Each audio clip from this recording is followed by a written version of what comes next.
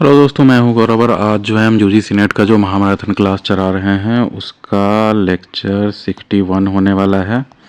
तो आप मतलब बाकी के सारे लेक्चर्स पहले के देख सकते हैं, वो बहुत ज़्यादा इम्पोर्टेंट टॉपिक्स है। आप किसी भी कंप्यूटर साइंस लाइब्रेरी साइंस के एग्ज़ाम्स का प्रिपरेशन कर रहे हो, जैसे DSSS हो गया, लाइब्रेरियन, KBS, NBS और स्टेट लाइब्रेरियन, जितने भी एग्ज़ाम्स होते हैं और अदर कम्पिटिटिव एग्ज़ाम्स, और अगर आप बैचलर्स कर रहे हैं BLIS, MLIS या PhD वगैरह, तो ये सब आपको लेक्चर्स बेस बनाने में बहुत ज़्यादा काम आएंगे। तो चलिए शुरू करते हैं।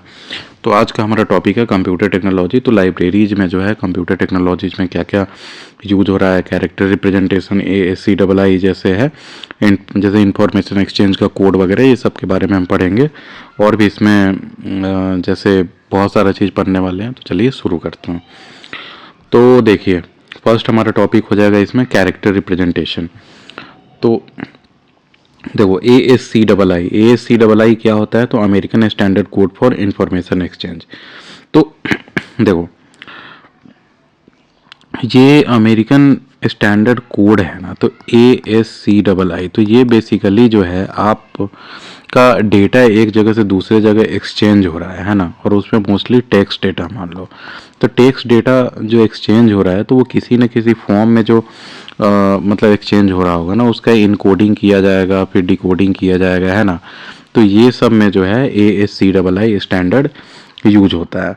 तो देखो, ASCII फुल फॉर्म याद कर लो फिर से, American standard code for information interchange. तो ये बहुत बार डेफिनीशन भी पूछा जाता है, और डेफिनीशन अगर आपको याद है ना, तो डेफिनीशन याद रहने से आप बेसिक उस चीज़ का काम जो है अनुमान लगा सकते हैं कि जैसे ASCII का मीनिंग क्या होता होगा। तो American standard code for information interchange, समझ गए कि इंफॉर्मेशन आपका इंटरचेंज हो रहा है, कहीं पे भेज रहे हैं, रिसीव कर रहे हैं, तो उसके लिए जो स्टैंडर्ड कोड है ये ASCII। देखो, इंट्रोडक्शन।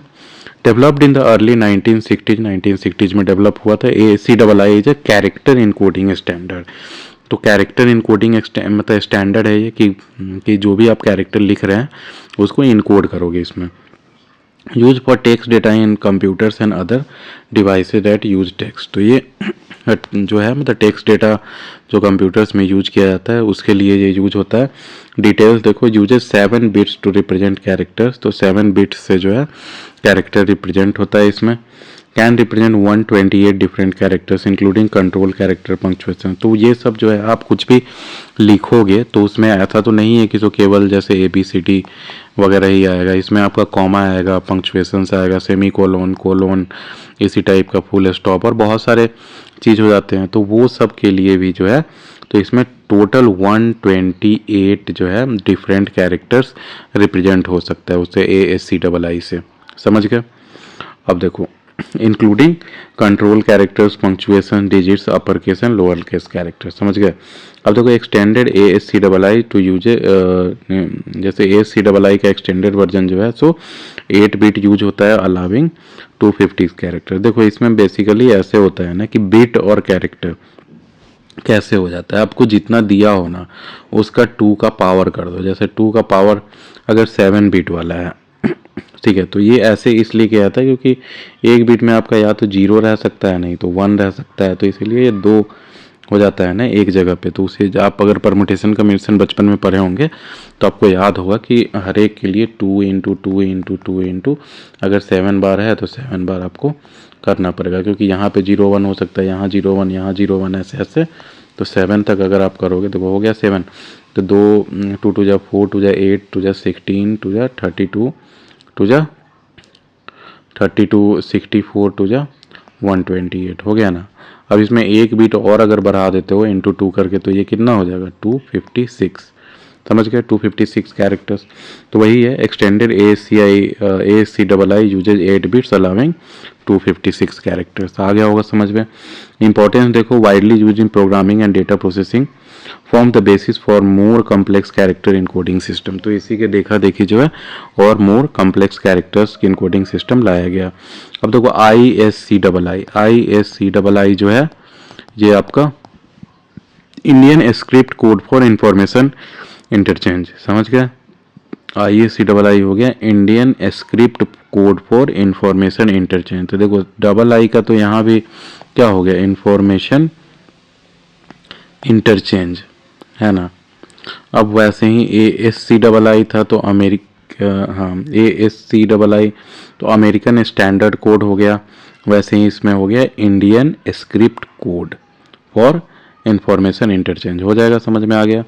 अब देखो introduced, developed in 1986 by the bureau of Indian standards BIS to accommodate Indian languages. समझ गए, इंडियन लैंग्वेजेस को एकोमोडेट करने के लिए जो है आपका ISCII लाया गया, है ना, इंडियन स्क्रिप्ट्स के हिसाब से, जो जैसे देवनागरी स्क्रिप्ट हो गया वगैरह वगैरह। तो इसमें भी देखो uses an 8 bit code to represent characters. तो इसमें 8 बिट कोड का यूज होता है। Supports Devanagari, Bengali, Gujarati, Gurmukhi, Kannada, Malayalam, Oriya, Tamil, Telugu and Assamese script. तो ये सब स्क्रिप्ट जो है इसमें आप यूज कर सकते हैं। Compatible with ASCII for the lower 128 characters. अब देखिए तो इम्पोर्टेंस, तो ये जो है आपका ISCII जो है सो ASCII के साथ भी कंपेटेबल है फॉर द लोअर 128 कैरेक्टर के लिए। अब देखो इंपॉर्टेंस जो है, facilitates computer processing and exchange of text in Indian languages. समझ गए, pioneered effort to include regional languages in computing. तो ये जो है आपका ISCII के कारण जो है रीजनल लैंग्वेजेस भी आप कंप्यूटिंग में यूज कर पा रहे हैं। अब देखो यूनिकोड, अगर आप वहाँ किसी ऑफिस में जॉब किए होंगे तो आपको यूनिकोड पता होगा, है ना, कि यूनिकोड में आप लिख सकते हैं कोई भी लैंग्वेज जो जो उसमें ये है। देखो introduction, a universal character encoding. समझ गए, तो यूनिकोड जो है so universal character encoding standard designed to support all the writing systems of the world. तो इसमें सारे जितने भी राइटिंग सिस्टम्स है सब इसमें सपोर्ट होते हैं। डिटेल्स देख लो, uses of variable length encoding. तो इसमें वेरिएबल लेंथ इनकोडिंग यूज होता है। ये आपको जान के कोई फ़ायदा नहीं है कि वेरिएबल लेंथ इनकोडिंग क्या होता है। UTF-8, UTF-16 और UTF-32 ये सब यूज होता है, बस ये जान लो। Can represent over 1 million unique characters. तो इसमें जो है total 1 million unique characters represent हो सकते हैं। तो 1 मिलियन में जैसे सोच रहे हो, जैसे 128 वाले में आप सारे के सारे अल्फ़ाबेट्स वगैरह यूज कर जाते थे, तो 1 मिलियन तो बहुत होता है, 10 लाख। तो इसमें आप किसी भी तरह का कर सकते हैं। हम देखो includes characters from ASCII, ISCII and many other characters. तो वो सारा जब 1 मिलियन आपका कैरेक्टर्स हो सकता है तो आप समझ सकते हैं खुद कि इसमें सारे इंक्लूड होंगे। अब देखो importance, ensures consistent encoding, representation and handling of text, crucial for globalization and localization of softwares and content। तो आपका जब तक लैंग्वेज जो है, तो बेसिक लैंग्वेज में कोई सॉफ्टवेयर नहीं चल पाता है तो वो जो है उतने जब मासेज तक नहीं पहुंच पाएगा। तो इसीलिए जो है ये सब इनकोडिंग स्टैंडर्ड्स बहुत इंपॉर्टेंट हो जाते हैं। अब देखो कंप्यूटर हार्डवेयर। अब देखो यहाँ तक आप समझ गए होंगे यूनिकोड तक। तो हम यहाँ पढ़े हैं ASCII पढ़े, अमेरिकन जो था American standard code for information exchange, समझ गए ये। फिर ISCII पढ़े, इंडियन स्क्रिप्ट कोड फॉर मतलब इंफॉर्मेशन इंटरचेंज। फिर यूनिकोड पढ़े जिसमें ASCII और ISCII दोनों इंक्लूड हो जाता है, और वो 1 मिलियन कैरेक्टर्स जो हो गया 10 लाख कैरेक्टर्स तक उसमें आ सकता है। अब देखो वेरिएबल लेंथ इनकोडिंग इसमें यूज होता है, ये भी याद कर लो आप, ठीक है। अब देखो कंप्यूटर हार्डवेयर, ये सब आपको ऑलमोस्ट बेसिक पता होगा। सेंट्रल प्रोसेसिंग यूनिट जो होता है, CPU जो होता है, जिसमें आपका कोई भी डेटा को प्रोसेस किया जाता है, जिसमें आपका जैसे प्रोसेसर वगैरह लगा होता है, प्रोसेसर हो गया, GPU हो गया, जैसे ग्राफिकल प्रोसेसिंग यूनिट वगैरह, ये सब रहता है CPU में ही। तो आपको पता होगा, बचपन से पढ़ रहे होगे। तो कोई introduction, the brain of the computer भी कहते हैं CPU को, responsible for executing instructions. Components हो गया, इसमें ALU होता है, अरिथमेटिक लॉजिक यूनिट, जो आपका मतलब अरिथमेटिक और लॉजिकल ऑपरेशंस करता है, जोड़ घटाव गुणा भाग वगैरह टाइप का। अब देखो CU एक होता है कंट्रोल यूनिट, इसमें direct operations with in the computer. तो विद इन द कंप्यूटर्स को ये ऑपरेशन करना है तो वो कंट्रोल यूनिट करता है। फिर रजिस्टर से स्मॉल फास्ट स्टोरेज लोकेशन, समझ गए ये बेसिक। मेमोरी देख लो किसको कहते हैं। तो मेमोरी जो है 2 तरह का होता है, एक प्राइमरी मेमोरी होता है, एक सेकेंडरी मेमोरी होता है। प्राइमरी में जो मेमोरी होता है जिसमें रैम कहते हैं, जिसको रैंडम एक्सेस मेमोरी, ये होता है आपको कि आपका जब सीपीयू चल रहा होता है तब उसमें से जो है क्या आपका डेटा फ्लो रहता है, तो वो स्टोर करके नहीं रखता है, वो टेम्पररीली डेटा स्टोर करके रखता है कि आपके सीपीयू में प्रोसेसिंग के लिए जाएगा। देखो, includes RAM, random access memory and read only memory. Read only memory समझ गए होगे, जैसे बायोस फीचर वगैरह होता है, तो वो सब पहले से ही जो चीज़ बेसिक जो है, जो कोई भी सिस्टम स्टार्ट होता है तो हार्डवेयर का कॉन्फ़िगरेशन वगैरह हो गया या जो भी है बेसिक, तो वो सब जो स्टोर किया रहता है वो रोम में स्टोर रहता है। तो रीड ओनली मेमोरी, इसको आप मिटा नहीं सकते हो, और थोड़ा सा मेमोरी होता है ये। तो रैम देख लो क्या है, तो वोलेटाइल मेमोरी जो हमेशा उड़ जाता है, फिर से जीरो से स्टार्ट करता है। Volatile memory use for temporary storage with file a computer running. तो वही मैं बता रहा था कि सीपीयू कंप्यूटर आपका जब रन कर रहा हो तो उस समय जो है रैम जो है आपका वोलेटाइल मेमोरी कहा जाता है, वो काम करता रहता है। रोम जो है वो हो गया non volatile memory used to store firmware. जैसा मैंने बताया था कि फर्मवेयर जो हुआ गया, तो वही फर्मवेयर आपका, फर्मवेयर क्या है, तो वो एक तरह से बेसिक डेटा है हार्डवेयर हार्डवेयर वगैरह का। तो वो देखो, तो वही नॉन वोलेटाइल मेमोरी होता है, इसको इरेज नहीं किया जा सकता है। रैम जो है वोलेटाइल मेमोरी होता है, वो इरेज हो जाता है। अब देखो सेकेंडरी मेमोरी, देखो सेकेंडरी मेमोरी आपको पता होगा, हार्ड डिस्क ड्राइव हो गया, एसएसडी जो हो गया, वो सब सेकेंडरी मेमोरी होता है, पेन ड्राइव वगैरह ये सब। तो ये इंक्लूड्स हार्ड ड्राइव, एसएसडी होता है, solid state drives and other storage devices, non volatile and use for long term storage of data programme. समझ गया।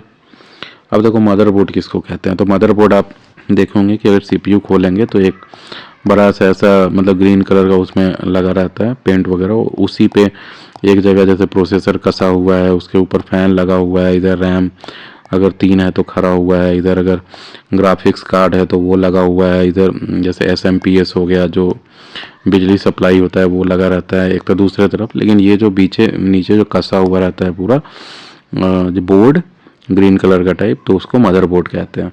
तो उसी पे जो है सारे सीपीयू के कंपोनेंट्स जो हैं उसी के थ्रू कनेक्टेड रहते हैं, इंटीग्रेटेड रहते हैं। तो वो भी पीसीबी का एक मतलब टाइप है कह सकते हो, प्रिंटेड सर्किट बोर्ड।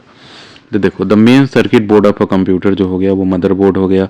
कंपोनेंट देख लो, हाउस इज सीपीयू, सीपीयू उस पर रहता है, मेमोरी रहता है, जैसे मेमोरी क्या हो गया, हार्ड डिस्क ड्राइव हो गया, रैम हो गया, सब मेमोरी हुआ।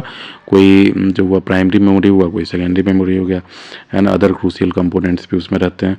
Contains buses and connectors for peripherals. तो बसेज और कनेक्टर्स जो है, पेरीफेरल्स क्या कहते हैं, तो पेरीफेरल्स जो मतलब एक्सटर्नल डिवाइस जो एक्स्ट्रा आप ऐड करते हो, जैसे हो गया, जैसे प्रिंटर हो गया, स्कैनर हो गया, फिर आपका पेन ड्राइव हो गया, सारे पेरीफेरल्स में आएंगे। तो उसके लिए भी जगह रहता है जहाँ पे आप लगा के कनेक्ट कर सकते हो पेरीफेरल्स को। अब देखो इनपुट आउटपुट डिवाइसेज किसको कहते हैं, तो जिस डिवाइस से इनपुट कर सकते हो कोई भी डेटा, और जिस डिवाइस से आउटपुट होता है वो आउटपुट डिवाइसेज हो गया। इनपुट डिवाइसेज जिससे इनपुट करते हो, माउस हो गया, कीबोर्ड हो गया, ये सब आपके इनपुट डिवाइसेज हो गए। आउटपुट डिवाइसेज में जैसे प्रिंटर्स हो गया ये सब। स्कैनर क्या हो गया, तो वो स्कैन करके अंदर आप भेज रहे हो, तो वो आपका इनपुट डिवाइस हुआ। देखो hardware used to interact with a computer हो गया, इनपुट, हाँ ये सब हो गया डिवाइसेज। इनपुट डिवाइसेज में देखो जैसे कीबोर्ड, माउस, स्कैनर हो गया। Output devices monitor, printer, speakers, ये सब आउटपुट डिवाइसेज। तो ये सब आप बचपन से पढ़ रहे हो, आपको पता ही होगा। अब देखो कंप्यूटर सॉफ्टवेयर किसको कहते हैं, तो कंप्यूटर सॉफ्टवेयर तो एक तो हो गया हार्डवेयर जो आप छू के देख सकते हो उसमें, सॉफ्टवेयर हो गया जो अंदर इंस्टॉल होता है, ठीक है, वो मतलब जो लाइन्स ऑफ कोड कह सकते हो, लाइन्स ऑफ कोड हो गया वो।